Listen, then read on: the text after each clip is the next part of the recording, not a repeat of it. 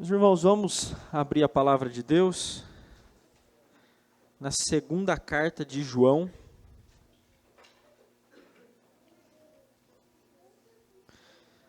Se você está com a sua Bíblia física, você pode começar de trás para frente. Apocalipse, Judas, terceira, segunda João.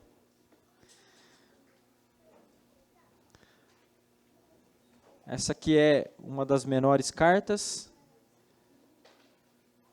do Novo Testamento. E hoje nós faremos a exposição dela toda.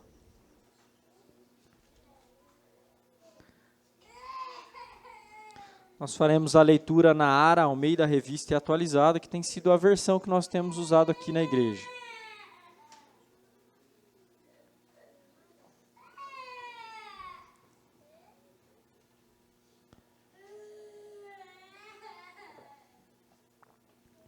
Segunda carta de João, diz assim a palavra do Senhor.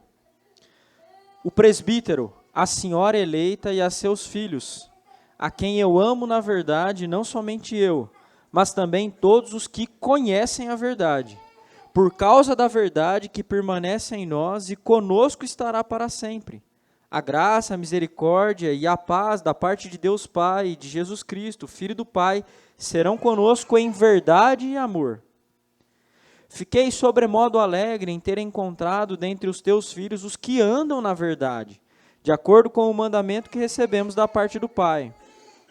E agora, Senhora, peço-te, não como se escrevesse mandamento novo, senão o que tivemos desde o princípio, que nos amemos uns aos outros. E o amor é este, que andemos segundo os seus mandamentos. Este mandamento, como ouvistes desde o princípio, é que andeis nesse amor. Porque muitos enganadores têm saído pelo mundo fora, os quais não confessam Jesus Cristo vindo em carne. Assim é o enganador e o anticristo. Acautelai-vos para não perderdes aquilo que temos realizado com esforço, mas para receberdes completo galardão. Todo aquele que ultrapassa a doutrina de Cristo e nela não permanece, não tem Deus. O que permanece na doutrina, esse tem tanto o Pai como o Filho. Se alguém vem ter convosco e não traz essa doutrina, não o recebais em casa, nem lhe deis as boas-vindas, porquanto aquele que lhes dá as boas-vindas faz-se cúmplice das suas obras más. Ainda tinha muitas coisas que vos escrever, não quis fazê-lo com papel e tinta, pois espero ir ter convosco, e conversaremos de viva voz, para que a nossa alegria seja completa. Os filhos da tua irmã eleita te saúdam. Até aqui, vamos orar mais uma vez. Ó Senhor, nós estamos diante da tua palavra, diante de um texto que é tão válido para nós hoje, como foi para os seus primeiros leitores, Senhor, há mais de 2000 anos atrás. Te louvamos porque pela pena do apóstolo João, ó Deus, nós podemos ser exortados sobre como vivemos neste mundo. Dá, ó Senhor, que o nosso coração se incline para a verdade, a fim de que nós conheçamos, vivamos e permaneçamos na tua verdade, Senhor. Que o teu bom nome seja glorificado. Fala conosco nesta manhã, assim nós pedimos em nome de Jesus. Amém. A maioria de nós já ouviu falar do monge, que na verdade era um frade agostiniano, Martinho Lutero. Mas não conhecemos toda a história de Lutero. Uma das histórias que ficaram populares sobre a história desse alemão, que foi um dos primeiros reformadores, é que em 1521 Lutero foi convocado para aquilo que foi chamado de a Dieta de Worms, diante do imperador Carlos V e de outros príncipes do Sacro Império. Lutero teria então que se retratar de tudo aquilo que havia escrito, das 95 teses e de outras coisas que ele também havia afirmado. A não retratação de Lutero incorreria no perigo de condenação e condenação por morte. No dia 18 de abril de 521, diante da assembleia que era hostil a Lutero, foi-lhe perguntado se ele renegaria os seus livros e aquilo que ele havia dito e escrito nas 95 teses. Lutero, então, obviamente, temeu pela sua própria vida e pediu um dia para considerar se ele faria essa retratação. No dia seguinte, 19 de abril, ele então proferiu as palavras que ficaram eternizadas e são ditas até hoje, como nós diremos agora. Cito as palavras de Lutero. A menos que eu seja convencido pelo testemunho das Escrituras ou pela razão clara, pois não confio nem no Papa, nem nos concílios sozinhos, visto que é sabido que eles frequentemente erraram e se contradisseram, a minha consciência é cativa à palavra de Deus. Não posso e não me retratarei de nada, pois ir contra a consciência não é seguro nem correto.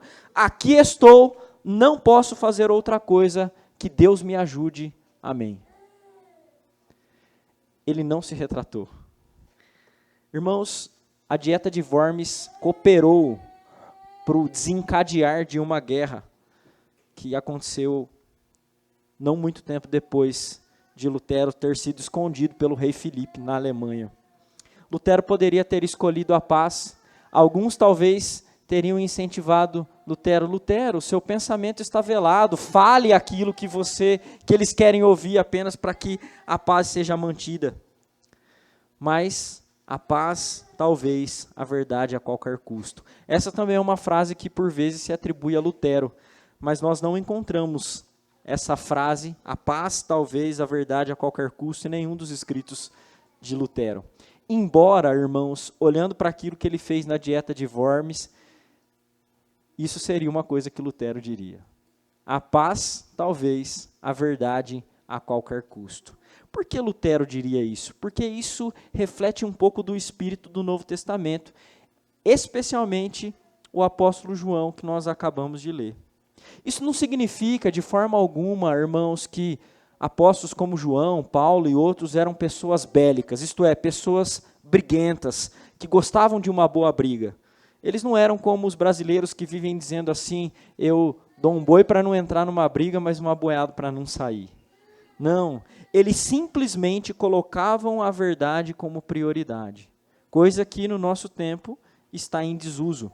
O pastor batista John MacArthur escreveu em um dos seus livros, o líder evangélico típico de nossos dias talvez expresse mais indignação contra alguém que exige clareza e exatidão doutrinária do que contra um falso evangélico que está atacando ativamente uma verdade bíblica vital. Vou repetir o que o MacArthur disse. O líder evangélico típico de nossos dias talvez expresse mais indignação contra alguém que exige clareza e exatidão doutrinária do que contra um falso evangélico que está atacando uma verdade bíblica vital. MacArthur escreveu isso em um livro que vale muito a pena de ser lido. O livro se chama Guerra pela Verdade. Ele busca conscientizar os cristãos de que nós estamos vivendo uma guerra pela verdade, irmãos. E na guerra pela verdade, a verdade precisa ser a prioridade. Por isso, a paz, talvez, se possível, mas a verdade a qualquer custo. É isso que nós vamos ver nesse texto do apóstolo João. Porque assim como nos nossos dias, na era apostólica, os falsos mestres estavam se proliferando. Por isso é que João escreve as suas cartas. Nessas duas cartas menores, 2ª e 3ª João, o apóstolo João enaltece a verdade. A verdade para João é tão enaltecida porque a verdade é o evangelho de Jesus Cristo. A verdade é Deus, a verdade é o próprio Senhor Jesus Cristo. Por isso, irmãos, na guerra pela verdade, a verdade não é apenas algo que nós defendemos, ela é também a nossa arma. A nossa arma contra os enganos internos e contra os enganos externos. O apóstolo, nesse breve texto, nessa breve carta, descreve 3 características dos verdadeiros crentes em relação à verdade. Conhecer a verdade, viver na verdade e permanecer na verdade são características dos verdadeiros crentes.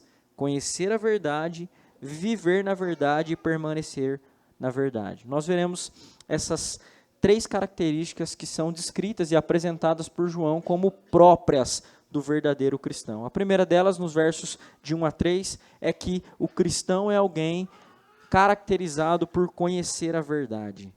Note, irmãos, que João não ordena que os cristãos conheçam a verdade. Isso está pressuposto no texto. Verdadeiros cristãos conhecem a verdade. E esses versos deixam isso muito claro. Esses versos nada mais são do que a saudação da carta. João apenas está se referindo à sua destinatária, a senhora eleita e a seus filhos. Isso é uma metáfora. Quem que é a senhora eleita e a seus filhos? A senhora é a igreja e os seus filhos são os membros da igreja. A igreja é a senhora porque ela é a noiva eleita de Deus para o seu próprio filho. João diz que ama a senhora eleita, mas não apenas ele a ama. Segundo João, todos aqueles que conhecem a verdade amam a senhora eleita. Note a ênfase na verdade, irmãos. Preste bem atenção nesses 3 versos. Fique com a sua Bíblia aberta e vá acompanhando. João ama a igreja na verdade. Todos os que conhecem a verdade também amam a igreja. E todos os que amam a igreja a amam por causa da verdade que permanece em nós e conosco estará para sempre. O que João está dizendo é basicamente o seguinte: não tem como você conhecer a verdade e não amar a senhora eleita. Isto é, não amar a igreja. Não tem como conhecer a verdade e não ter sido objeto da graça, da misericórdia e da paz de Deus Pai e de Jesus Cristo, o Filho do Pai. Pelo contrário, João ecoa que a graça, a misericórdia e a paz serão conosco em verdade e amor. Mas precisamos voltar um pouquinho mais no verbo conhecer. O verbo que João usou para conhecer aqui, irmãos, é muito forte. O conhecimento mencionado pelo apóstolo não é um conhecimento que pode ser facilmente esquecido ou abandonado. Não é o tipo de conhecimento que você apreende e grava na sua cabeça e que, se você não usar, você pode se esquecer. Não. Não se trata de mera capacidade intelectual. Se trata de um conhecimento muito superior, um conhecimento relacional, porque a verdade não é meramente uma ideia, a verdade é uma pessoa.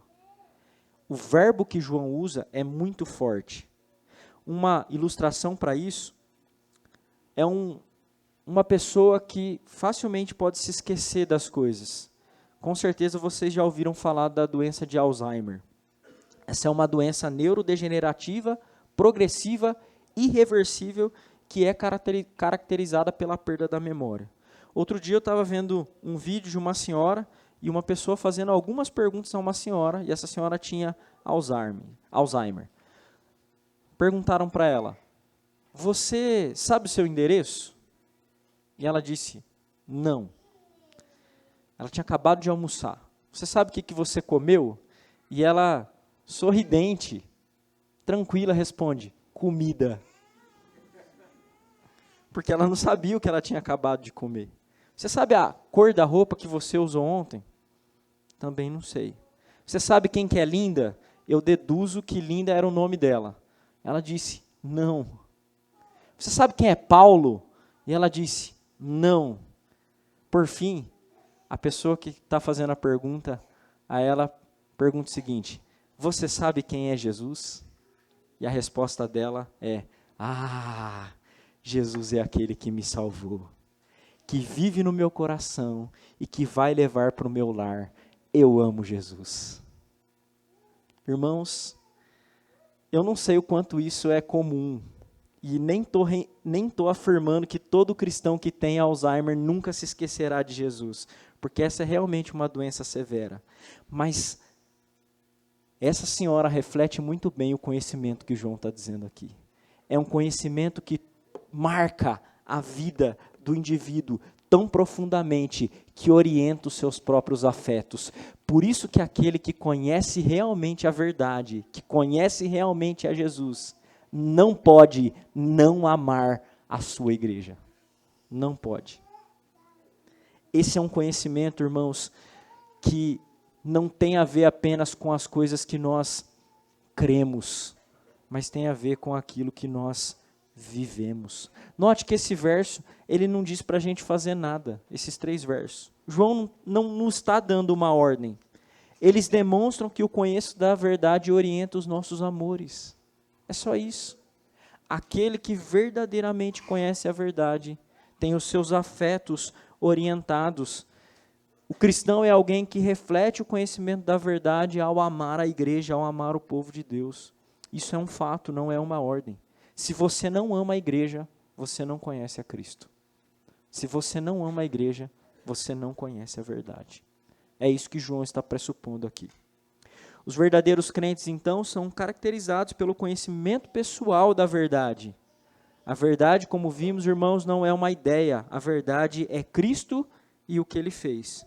Mas o cristão não é alguém apenas caracterizado por conhecer. Ele também é alguém caracterizado por viver na verdade. Então, nós vimos nos primeiros três versos que o cristão é caracterizado por conhecer a verdade. Agora, de 4 a 6, veremos que o cristão é caracterizado por viver na verdade. Note aí, nos versos de 4 a 6, como João enfatiza o viver. Preste atenção na repetição da palavra andar. Nós encontramos no verso 4, os teus filhos, os que andam na verdade. E outras 2 vezes lá no verso 6, andemos segundo os seus mandamentos. E no finalzinho do verso, e que andeis nesse amor. O verbo andar, irmãos, usado aqui por João, não tem a conotação apenas de caminhar. Não. Para um judeu, andar de acordo com algo é viver de acordo com algo. Tanto é que João diz no verso 4 que ficou muito alegre em ter encontrado alguns que andam na verdade. O que é andar na verdade? É viver na verdade. Então, o verbo andar está relacionado, na primeira instância, à verdade. Mas, em primeira instância, João substitui a palavra verdade por mandamento. Note também que mandamento aparece aí nesses versos de 4 a 6 em 4 ocasiões. Que mandamentos são esses? Certamente são os 10 mandamentos. Esse texto, irmãos, nos lembram do Salmo 1. Por que do Salmo 1? O Salmo 1 diz assim: bem-aventurado aquele que não anda no conselho dos ímpios. Não anda, não vive no conselho dos ímpios, mas tem o seu prazer na lei do Senhor, os mandamentos, e na sua lei medita de dia e de noite. Os mandamentos do Senhor, de acordo com João, são verdadeiros. E João não é específico sobre os mandamentos, mas ele diz que não está escrevendo mandamento novo nesses versos. Ele está apenas trazendo à tona aquilo que já é desde o princípio. E o Senhor, Jesus ensinou isso, e João está ecoando aquilo que o Senhor Jesus ensinou. O resumo dos 10 mandamentos. Amarás o Senhor teu Deus de todo o teu coração, de toda a tua alma, de toda a tua força, de todo o teu entendimento, e amarás o teu próximo como a si mesmo. Que resume os 6 mandamentos depois dos primeiros 4 que tem a ver com o Senhor Deus. Andar nesses mandamentos, irmãos, e aquele que cumpre os 6, também cumpre os 4. Andar nesses mandamentos é andar na verdade. Andar na verdade é viver na verdade. Então, o verso 6 diz que o amor é que andemos segundo os seus mandamentos. Note como João deixa as coisas amarradas. Então, a verdade é os mandamentos. E o mandamento é amar. Essas coisas estão tão profundamente entrelaçadas, irmãos, que nós só podemos cumprir os mandamentos se no final das contas nós andemos em amor. É isso que João está dizendo nesses versos. Nós só vamos viver na verdade se manifestarmos a conquista de Cristo Jesus na cruz por nós, que garante a nossa unidade. Unidade não é algo que nós fazemos, que nós fabricamos. Nós até podemos dar manutenção à unidade, irmãos. Mas a unidade na igreja é algo que Cristo fez e conquistou. Cabe a nós desfrutarmos dessa verdade. Andar na verdade é andar e viver os mandamentos do Senhor. E o mandamento é que nós amemos uns aos outros. Então, note que a priorização da verdade, o zelo doutrinário, ele não é contrário de forma alguma ao amor. Pelo contrário, João disse no verso 3 que ama em verdade. O nosso amor para ser verdadeiro precisa estar alinhado à verdade. Jesus é o grande exemplo disso, irmãos. Ele cumpriu a lei perfeitamente, ele cumpriu os mandamentos perfeitamente. Se ele não tivesse cumprido, ele não teria amado perfeitamente. Mas porque ele ama perfeitamente, ele cumpriu os mandamentos. O cristão que é descrito por João como alguém que conhece a verdade é também alguém que vive na verdade. E a verdade implica em amar aqueles a quem Cristo amou. O amor mencionado por João aqui não se limita ao sentimento de afeto que nós temos uns pelos outros. O cristão é alguém que ama além dos afetos. Se você conhece alguém da igreja que você não tem muita intimidade e ela está passando por uma necessidade, o seu amor se mostra de maneira prática, porque nós somos conduzidos e orientados pela verdade. Aliás, irmãos, nós precisamos aprender a ordenar e orientar os nossos afetos com base na verdade. Sabe aquele negócio de gente imatura que olha para a cara de uma pessoa e diz assim, eu não vou com a cara daquela pessoa, sabe? É curioso, mas tem isso na igreja também. E aí isso é a evidência de que essa pessoa não é orientada pela verdade. Porque um crente orientado pela verdade diz, este é meu irmão e eu devo amá-lo. Sabe quando tem aquele irmão também que é difícil na igreja? Que os pecados dele ferem os outros? Então, a gente também tem que ser orientado pela verdade, dizer, ele é meu irmão e eu vou amá-lo.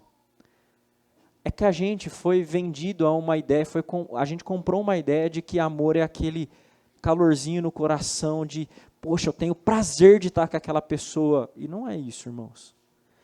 Entretanto, nós precisamos aprender que a verdade tem o potencial de orientar os nossos afetos, a ponto de fazer com que a gente ama até aqueles que não são amáveis.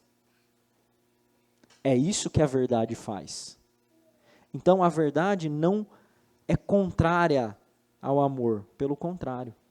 A verdade orienta os nossos afetos. O amor bíblico não compete com a verdade, ele sustenta o amor. Ele não compete com...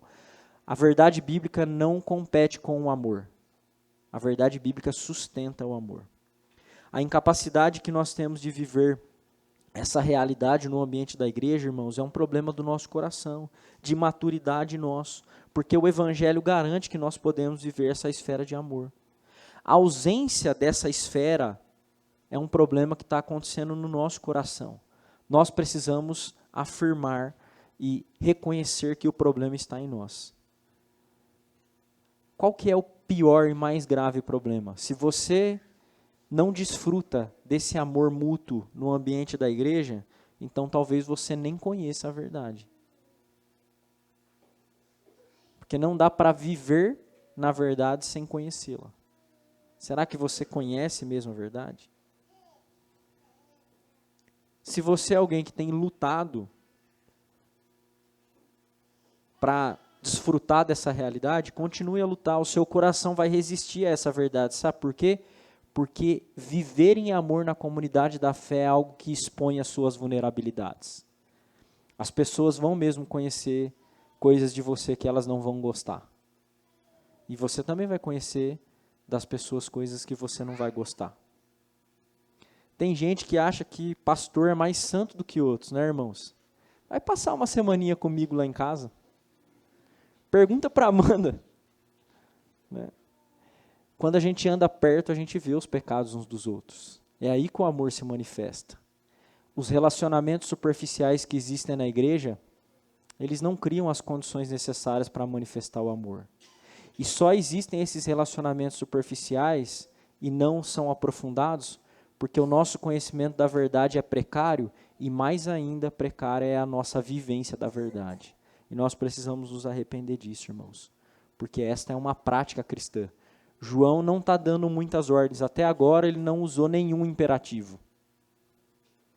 Ele está descrevendo como a igreja vive. Se a gente não vive assim, então tem um problema em nós. Porque os verdadeiros crentes conhecem a verdade e vivem na verdade. Foi isso que nós aprendemos até agora. Mas há uma terceira característica apresentada por João que dá lugar agora às ordens. Agora as ordens vão começar a aparecer. Os cristãos verdadeiros devem permanecer na verdade. Então, tá fácil da gente aprender os 3 pontos do sermão: conhecer a verdade, viver na verdade e permanecer na verdade. Embora nós sejamos conhecedores da verdade e vivamos na verdade, o que implica desfrutar do amor de Deus e do amor de uns para com os outros, nós estamos em uma guerra, irmãos, e nós precisamos nos manter firmes porque as ameaças são muitas.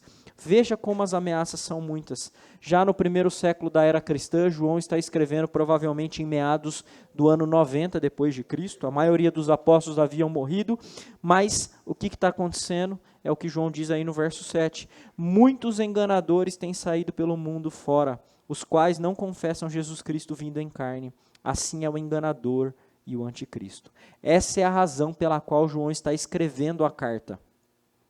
A igreja precisa tomar consciência de que há uma guerra pela verdade e eles devem permanecer na verdade. Nos dias de João circulava a ideia de que Jesus não poderia ser Deus se ele tivesse assumido uma natureza humana real. Alguns então passaram a ensinar que Jesus Cristo tinha um corpo aparente, mas o seu corpo não era real. Essa ideia, que é uma ideia falsa, foi chamada de docetismo. Docetismo porque a palavra grega doken significa aparente. Então, eles diziam que Cristo não tinha um corpo real, era um corpo aparente ou um corpo fantasmagórico. Não era um corpo realmente material, era só aparente. Mas João está combatendo isso. Mas a mensagem de João não é tão restrita a ponto de atacar apenas e combater apenas o docetismo. João está alertando seus leitores para algo que perduraria por todos os tempos, irmãos. O docetismo não existe mais na sua forma original.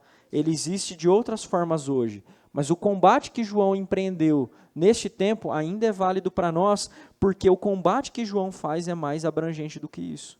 João está dizendo que qualquer visão distorcida acerca de Jesus Cristo é um engano e muito grave. Um pequeno desvio doutrinário sobre a pessoa e a obra de Jesus não é algo que pode ser desconsiderado ou ignorado. Isso fica provado pelo que João diz em seguida. Veja o que ele diz no verso 8.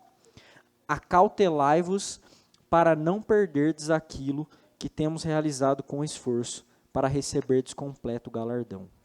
Essa é a primeira ordem do texto.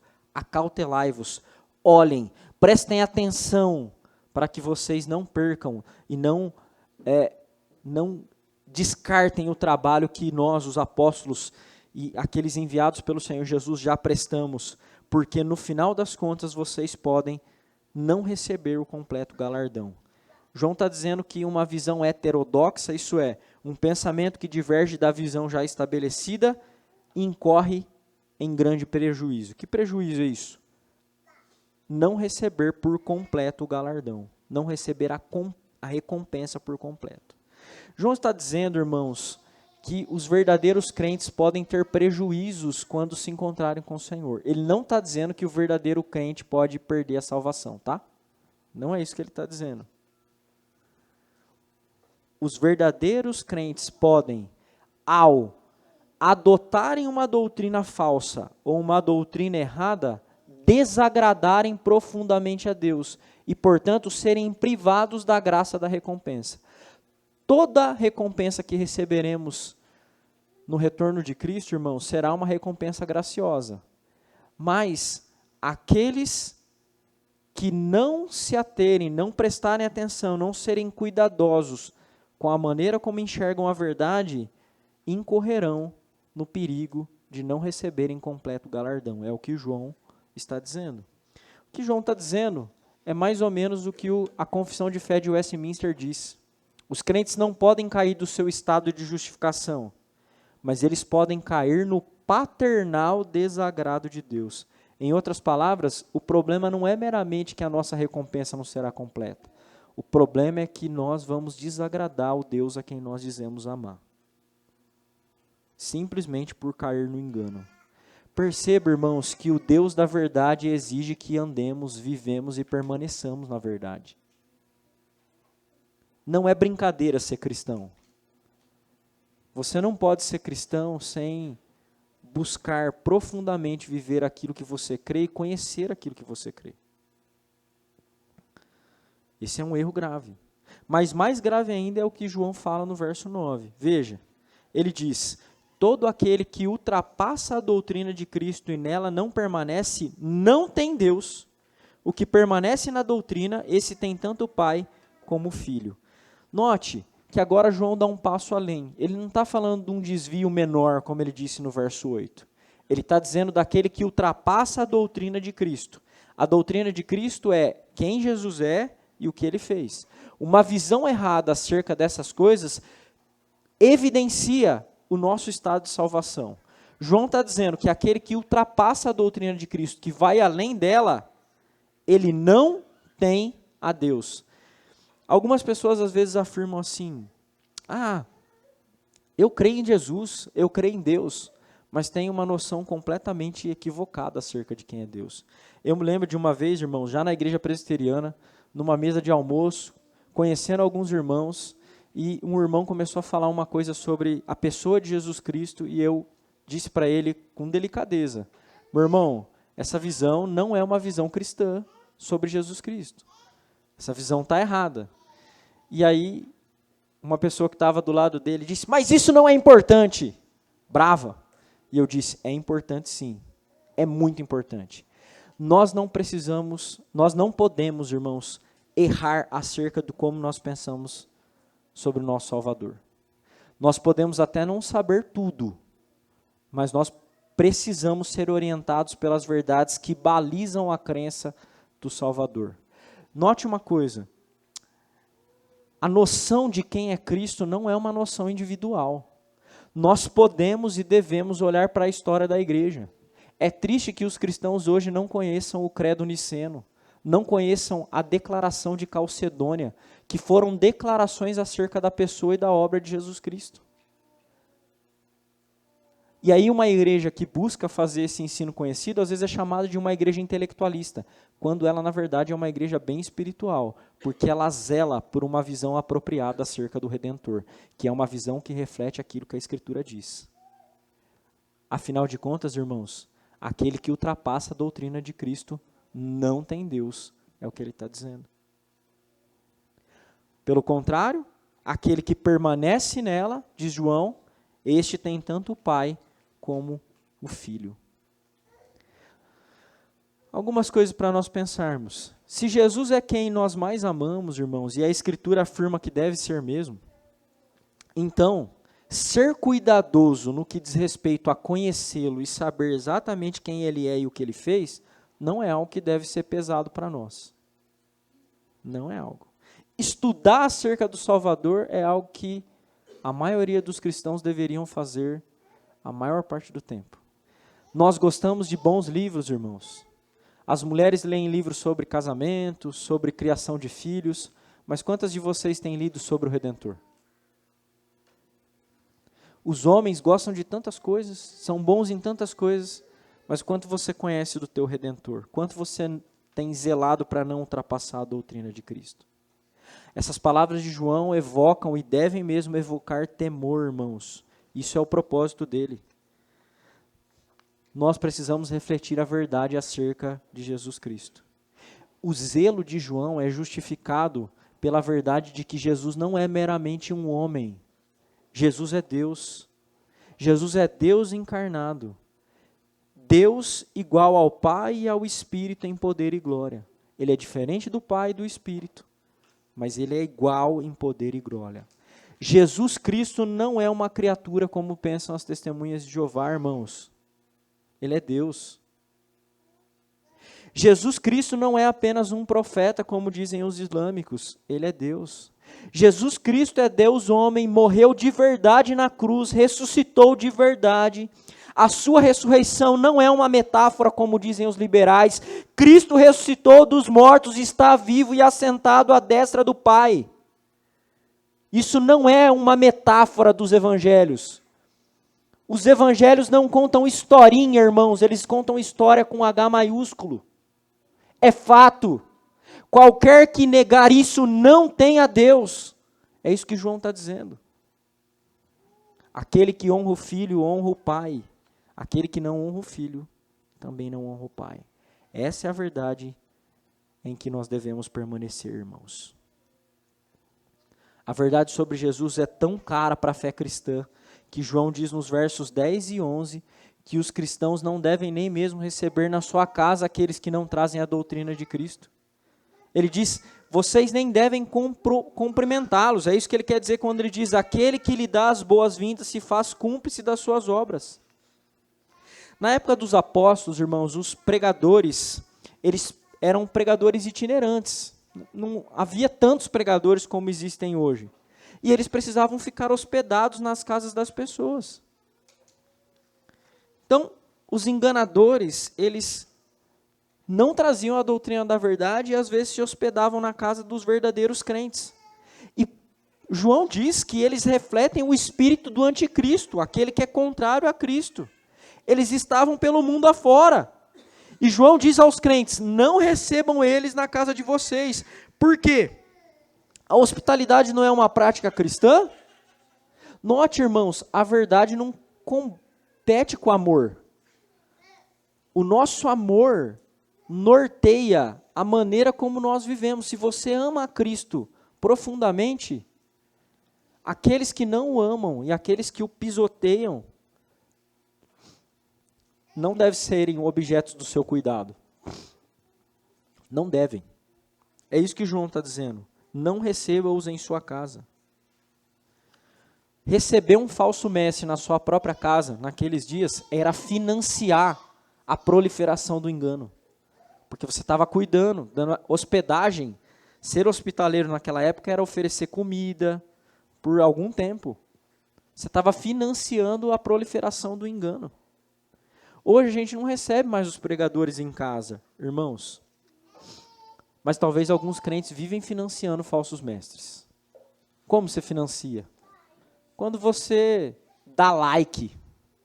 Quando você faz uma oferta para uma instituição que você não sabe o que eles pensam acerca de Jesus Cristo. Quem de nós aqui, essa é uma pergunta retórica, você não precisa responder, quem de nós aqui nunca recebeu uma ligação da Legião da Boa Vontade? Irmãos, não ajudemos instituições que pensam que Jesus é apenas um espírito evoluído. Não. Jesus Cristo é Deus encarnado que ressuscitou dos mortos. Nós precisamos saber com quem a gente coopera. Nós precisamos saber. Não estou dizendo para você deixar de ser generoso. Tem inúmeras instituições cristãs com as quais você pode e deve ser generoso. Eu estou dizendo que você não pode ser letárgico, lento e nem negligente ao saber para onde seu dinheiro está indo. Para quem está proliferando doutrinas falsas acerca do Redentor. Mas, pastor, João também disse para a gente nem cumprimentar. Será que isso não é radical demais? Talvez nós achemos isso radical, irmãos. Mas o fato de ser radical não significa que não é verdade. E a paz talvez, mas a verdade a qualquer custo. É isso que a Escritura ordena. Quando você cumprimenta algum desses falsos mestres, você estabelece um vínculo e talvez apoio. É o que João está dizendo aqui. Você participa das obras deles, você aprova as obras desses que estão disseminando a mentira. Sim, eu não daria a mão para muitos dos pregadores que estão aí na internet. Eu não os cumprimentaria. Mas a gente faz coisas que são parecidas, irmãos. Nós postamos nas redes sociais, às vezes, homens, e o pastor vê isso, viu? Aqui na nossa igreja eu não vi, não, mas os pastores veem. Nossa, é sério que o irmão está postando esse figura aí? Né? Não se faça cúmplice dos enganadores, não seja negligente. Tome muito cuidado com quem você coopera, irmãos. Nem todos os que dizem cristãos são, nem todos os pregadores são do Senhor, nem todas as igrejas são do Senhor. Não pense que é igual, tá? Não pense que é igual um testemunha de Jeová com um reformado. Não é. Eles ultrapassam a doutrina de Cristo ao dizer que Cristo é mera criatura. Eles não são meus irmãos.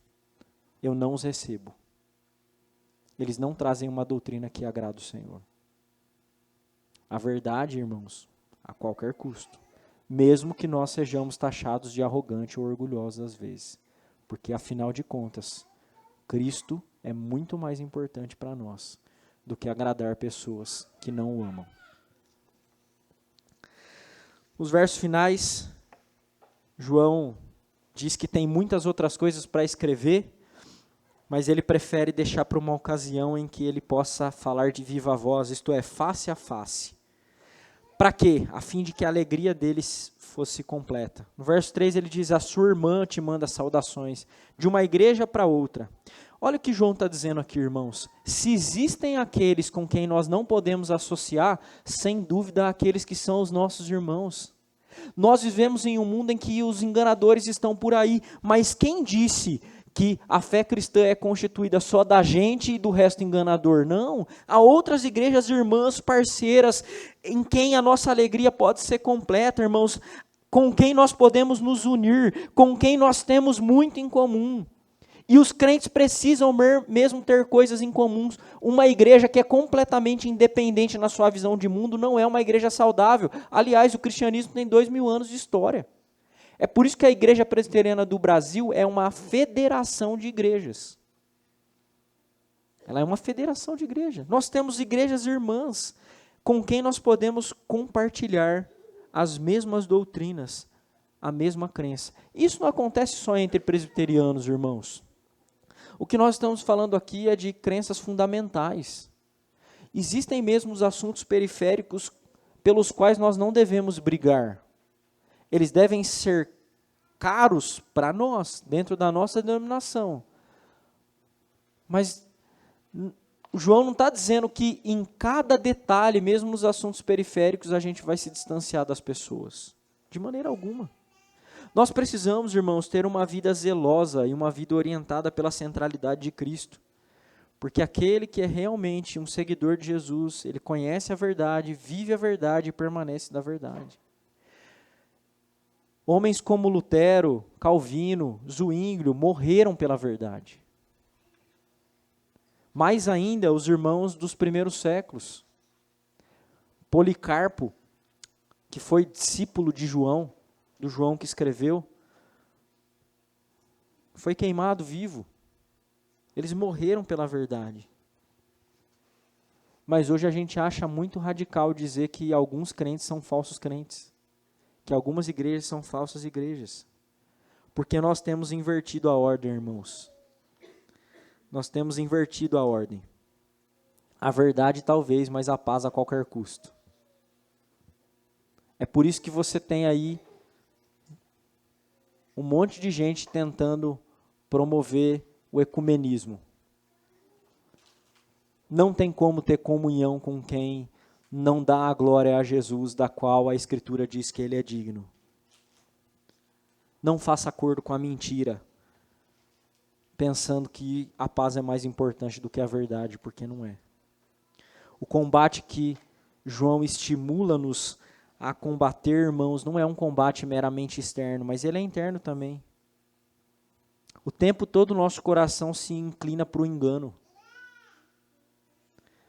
Ah, como que eu vou me dar a conhecer e vou amar essas pessoas? Eu não confio nessas pessoas. Isso. São as vozes do teu coração caído, que não pode, de maneira nenhuma, ser seguida. Ou, talvez seja a voz de Satanás. Como eu vou me submeter a um povo, a uma liderança de uma igreja? Como que eu vou amar a igreja? Então, mais uma vez, a voz do teu coração caído, combata o teu coração com a verdade, porque aquele que conhece a Jesus ama a igreja. É isso que nós vimos, irmãos. Resista também à ideia de ser apenas alguém que bate o ponto, que pica o cartão na igreja, que vai lá e dá o seu check. Eu fui hoje. Não. Seja alguém que viva a irmandade cristã. Porque isso é viver de verdade. Isso é viver na verdade. Além disso, permaneça firme, porque os enganos continuam por aí, irmãos. E nós precisamos estar atentos, com a mente aguçada, com o coração preparado. Nós precisamos aprender a diferenciar a verdade da mentira. Nós precisamos aprender a diferenciar aquele que é de Deus daquele que não é de Deus. É o que João está ensinando aqui. Aquele que não permanece, não tem Deus. Aquele que ultrapassa a doutrina de Cristo, não tem Deus. Saiba diferenciar. Saiba diferenciar. Afinal de contas, irmãos, a verdade não é uma ideia, é uma pessoa. Por isso, a paz, talvez, a verdade, ou trocando, o Senhor Jesus, a qualquer custo. Vamos orar. Ó Senhor, nós te bendizemos, porque Tu é quem nos fizestes conhecedores da verdade, Senhor. O Senhor revelou-nos em Cristo quem o Senhor é. E Cristo é o bem mais precioso que temos. Ele não é mera ideia. Ele é uma pessoa a quem amamos e te louvamos porque Ele é completamente amável.